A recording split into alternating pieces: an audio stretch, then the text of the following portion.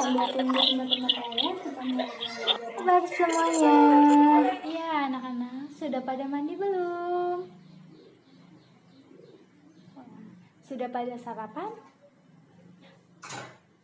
Baik, berarti kita sudah siap untuk memulai pembelajaran kita kali ini ya. Sebelum belajar, kita berdoa terlebih dahulu ya. Kelihatan tidak tampilannya anak-anak? Nah, apakah kalian pernah membaca cerita anak? Kalau sudah pernah, cerita anak apa yang pernah kalian baca?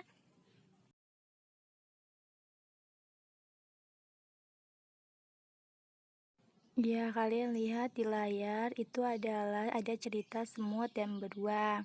Nah, semut dan beruang ini merupakan cerita fiksi, di mana cerita fiksi itu terdapat unsur-unsur intrinsik. Nah, untuk lebih lanjut membahas tentang unsur-unsur intrinsik, sekarang kalian perhatikan video yang akan Ibu tayangkan. Halo. Assalamualaikum. Anak kelas 4 yang luar biasa. Bagaimana kabarnya? Semoga tetap sehat dan semangat. Pada pertemuan kali ini kita akan belajar bersama tentang unsur-unsur intrinsik pada cerita fiksi. Tema 8, daerah tempat tinggalku. Yuk kita simak pembelajaran kita kali ini. Unsur intrinsik teks fiksi ada tema, alur, latar, penokohan, dan amanat. Yang pertama ada tema.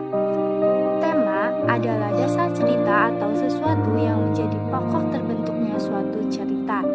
Yang kedua, ada alur. Alur adalah rangkaian peristiwa atau kejadian yang terdapat dalam suatu cerita. Alur terbagi menjadi 3, ada alur maju, alur mundur, dan alur campuran. Alur maju, penyelesaian masalahnya ada di akhir. Alur mundur, penyelesaian masalahnya ada di awal. Dan alur campuran, perpaduan antara alur maju dan alur mundur.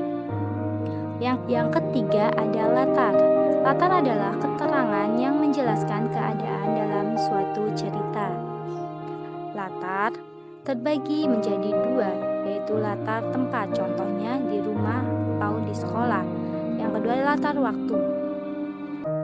Yang keempat ada penokohan. Pelaku cerita atau sesuatu yang mengalami peristiwa di dalam suatu cerita. Jenisnya ada 2, yaitu protagonis, yaitu tokoh baik, dan antagonis, tokoh yang kurang baik. Yang terakhir ada amanat. Amanat adalah pesan moral yang ingin disampaikan pengarang kepada pembaca. Setelah kita mendengarkan penjelasan dari unsur-unsur intrinsik cerita fiksi, ayo kita simak cerita semut dan beruang.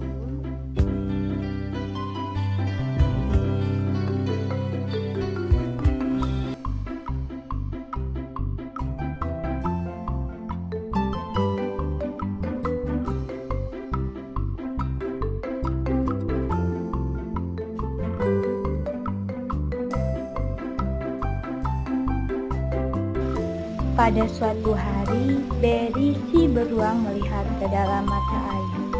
Berry mengeluh. Sepertinya air di mata air ini semakin sedikit saja. Pasti bangsa semut terlalu banyak mengambil air. Berry lalu mengangkat kepala melihat ke tanah dengan teliti. Ia melihat seekor semut hitam berjalan membawa guci mungil di pundak.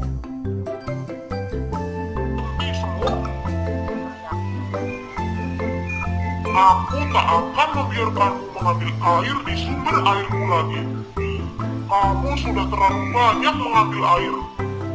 Berhenti atau ku cakar kau. Semut hitam kecil itu tidak memperhatikan teriakan Berry. Ia merangkak ke bawah beberapa helai daun kering. Dia terus berjalan menuju sumber mata air. Berry mencakar dan mengendus daun-daun sambil berteriak. Hanya sembunyi, aku bisa menemukanmu.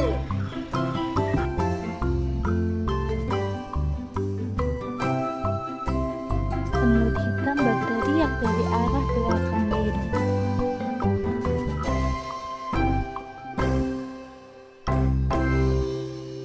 Kenapa kau pelit sekali? Bayi-bayi semut di lembah semut sangat kehausan. Air di mata air ini kan masih banyak sekali. Bahkan masih cukup untuk 1000 rupiah.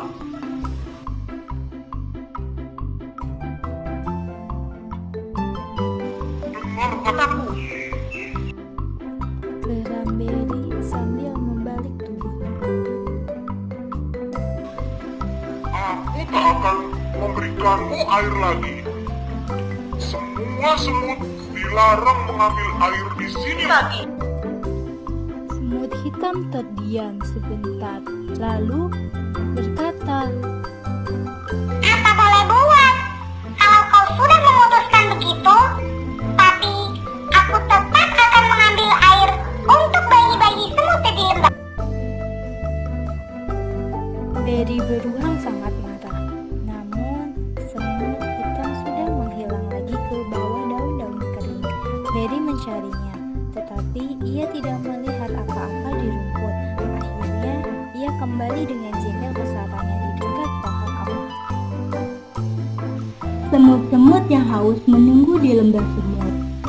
Setelah menunggu cukup lama, akhirnya mereka berbaris menuju mata air. Salah satu semut melihat guci air milik semut hitam yang tergeletak di jalan. Pasti semut hitam mendapat masalah. Lihatlah, ini kucingnya.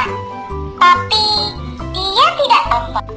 Saat itu, seekor kancil mengintip dari balik semak. Kancil itu mengangkat telinganya dan berbisik. Jangan pergi ke mata air itu. Pulanglah, kalian ada bahaya. Berry sedang marah. Ia bilang air di mata airnya berkurang. Ia akan mencakar semut-semut yang berani mengambil air dari mata air. Kan tetapi, semut-semut itu tidak takut. Mana beruang itu sekarang? Ia sedang di rumahnya beristirahat. Semut-semut itu berbaris seperti tali sepatu di rumput. Mereka melihat seekor tupai duduk di pohon yang bertanya. Apa kami sedang berjalan ke tempat arah?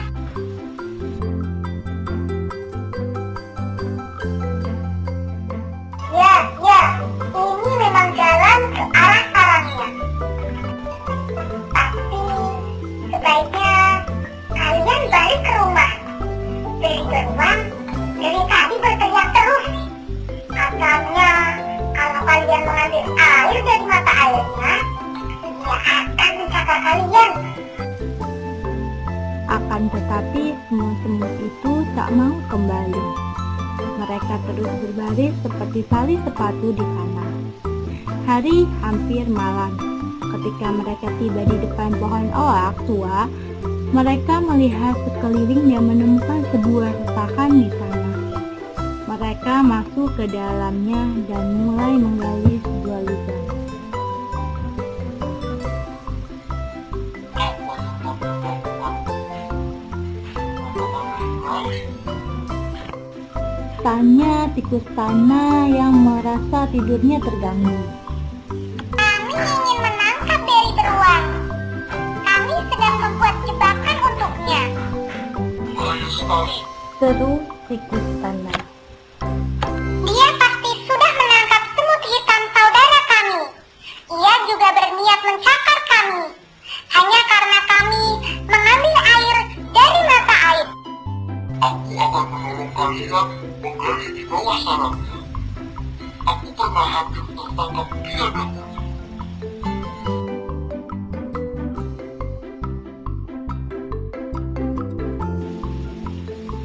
harian itu, para semut dan tikus sana menggali lubang di bawah sarang Berry. Mereka terus menggali selama 10 hari. Berry beruang sama sekali tidak curiga. Suatu malam di hari ke-10, Berry beruang kembali ke sarangnya dengan hati gembira. Ia berhenti di depan rumahnya di pohon oak dan berkata pada dirinya, Aku sudah makan dan minum sampai kenyang. Satu-satunya yang bikin aku jengkel adalah semut-semut itu. Mereka masih berani mengambil air dari mata air. Besok akan aku hancurkan lembah semut itu. Akan kucakar mereka dengan cakarku seperti ini. Berry beruang. Berry beruang mulai mencakar ke segala arah. Ia menghentakkan kakinya ke lantai sarangnya dan lantai sarangnya jebol. Berry beruang jatuh ke dalam lubang di bawah sarangnya. Lubang itulah yang telah digali para semut dan tikus sana. Berry beruang harus terus tinggal di rumah itu, kecuali ada penjaga hutan yang menemukan. Semut-semut itu akhirnya hidup damai di lembah semut. Saat itu, semut hitam saudara mereka juga sudah kembali ke rumah. Ternyata ia hanya terpeleset di jalan. Jadi, tidak ada yang merusak kebahagiaan mereka sekarang. Para semut dengan bebas pergi mencari makan dan minum di hutan.